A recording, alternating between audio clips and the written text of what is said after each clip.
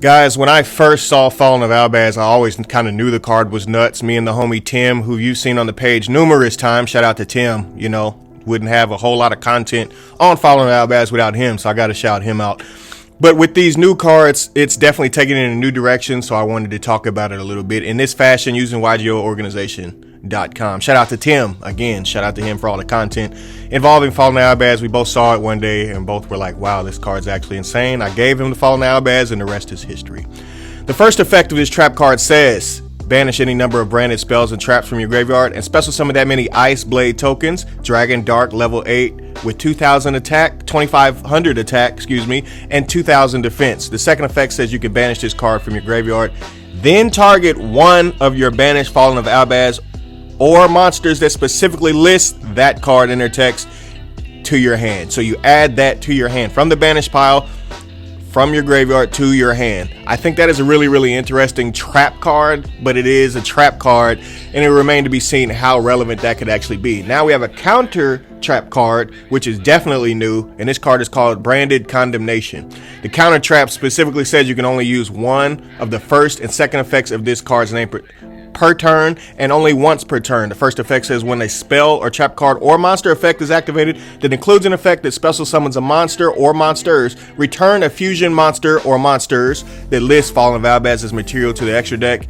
one you control or two from your graveyard. Interesting. And if you do, negate the activation, and if you do, destroy that card. And the second effect says you can banish this card from your grave and then target one branded spell or trap in your graveyard and add that to your hand.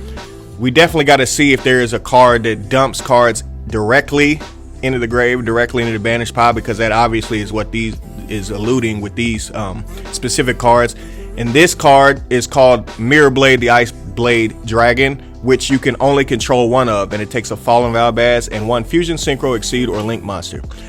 Once per turn, quick effect, you can send one fusion monster to list Fallen of Albaz as material from your extra deck to the graveyard and banish one monster on the field, but this effect cannot be used again next turn. If this card face up, fusion, summon card you control leaves the field by your opponent, you can activate this effect, destroy all monsters they control during the end phase of this turn. Being only able to control one is interesting. I feel like that's a go second card. It's not a go first card because that'd be really hard to set up with Fallen Albaz. But that card is very interesting. We may come back to that one. The next card I wanted to talk about is Rebellion, the Divine Flame Dragon, which is a level 8 Light Dragon fusion effect monster with 2,500 attack and 3,000 defense, and it takes one Dark monster and one Fallen of Albaz. You can only use the effect of this card's name once per turn. If this card is fusion summon, you can discard one card, fusion summon one level 8 or lower fusion monster from your extra deck, except this card by shuffling fusion material monsters listed on it into the deck from among your cards on the field, in your graveyard, and or face up banished cards. But for the rest of the turn, this card cannot attack. Also, you cannot special summon monsters from the extra deck except fusion monsters. Very interesting card. Very interesting card because it allows you to kind of like ladder down within the fusions, and I'm pretty sure there's a way that it's going to be insanely broken in some kind of way that me and Tim are going to figure out. Promise you that. With the rest of these cards, these are tokens and reprints.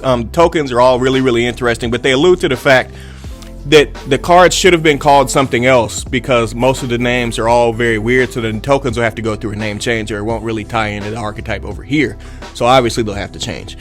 You got some with Virtuous Ecclesionum, some with Aluber, and then the other ones are just really interesting as well. To get to the reprints though, don't really know if or see if people care about the kaiju. Obviously you guys don't struggle for any of these cards, you know, Wyvern Burster and Collapse Serpent. I do think that Ciphered is really interesting and probably necessary just because it fits directly into the deck like that, and you probably have to have them anyway, so why not have them? The Dark Rule is really interesting, but you know, it is what it is with that. And then the rest of these cards are just really obvious choices for reprints. So let me know down in the comments, guys, what you think about this new stuff, and we'll see you next time. We may have me and Tim on a video later. Arrivederci. Pegasus out.